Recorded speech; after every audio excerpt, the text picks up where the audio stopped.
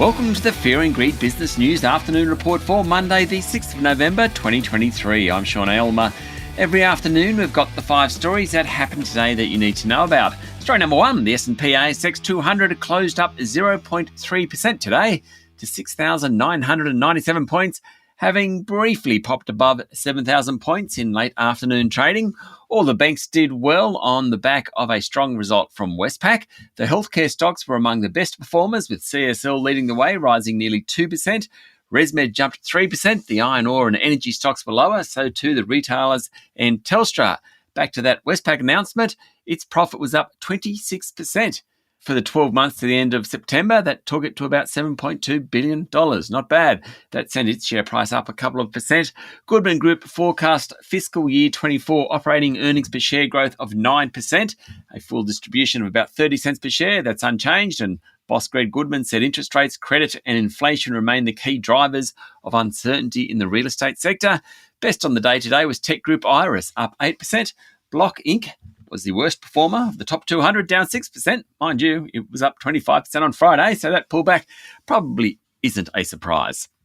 Story number 2, the latest news poll conducted by The Australian shows a fall in Prime Minister Anthony Albanese's approval ratings, though he remains well in front of opposition leader Peter Dutton. In the wake of the referendum defeat and the cost of living challenges, the gap between Labor and the coalition has narrowed to its closest margin since 2022. On primary vote, the coalition is now leading Labor 37 to 35%. On a two-party preferred basis, Labor is ahead 52 to 48%. Albanese's personal approval has fallen below 50 points for the first time, down 5 points to 46%, but he's still well ahead of Peter Dutton, whose approval rating is 36%. Support for the Greens and Pauline Hanson's One Nation is unchanged. Story number 3, the temperature around Brookfield and EIG's near $20 billion bid for Origin is heating up, with the boss of the US firm EIG warning that AusSuper could become a stranded minority owner of the company. In case you haven't been listening to Fear and Greed, a quick recap: Brookfield and EIG upped its bid for Origin last week by 7% to nearly $20 billion. AusSuper is Origin's biggest shareholder. After buying in recent days, it now has 15% of the company and reckons the price from the consortium, which is final, isn't enough. The two North American companies need 75% support in the shareholder vote in a little over 2 weeks' time.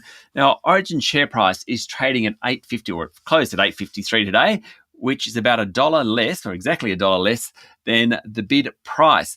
EIG's Blair Thomas said under the deal, EIG will buy Origin and then sell the energy markets business to Brookfield. That could result in the listed company just holding LNG assets. If the deal's approved by shareholders, but AusSuper keeps its stake, it could end up with an LNG business. Not sure that's quite what AusSuper wants. Story number 4, Saudi Arabia and Russia have reaffirmed that they'll stick with oil supply cuts of more than 1 million barrels a day until the end of the year, even as turmoil in the Middle East roils global markets. That will keep pressure on oil prices and, of course, the price we pay at the bowser. Brent crude is trading above $85 a barrel. Gold prices have come off a bit, and the Aussie dollar is trading above 65 US cents.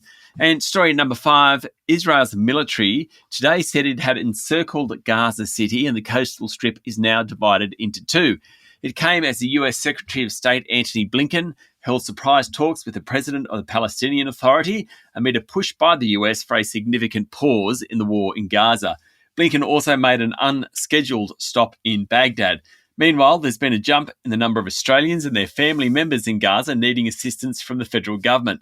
The Department of Foreign Affairs and Trade is helping 79 people in the region.